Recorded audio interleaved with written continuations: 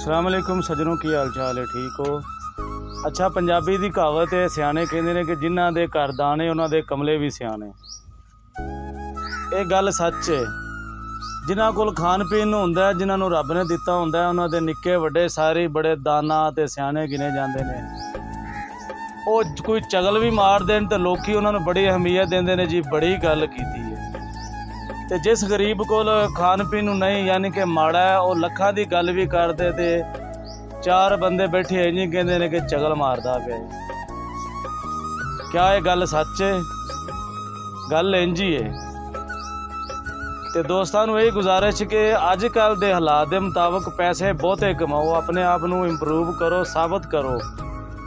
अगर तुसी दुनिया च, पिंड च, शहर च, अपनी बरादरी च, रिश्तेदारां च कोई अहमियत बनाना चाहते हो ना, तो तुसी पैसा कमाओ। पैसा कमाओगे तुहाडी हर गल मन्नी जाएगी, सुनी जाएगी, अहमियत दी जाएगी।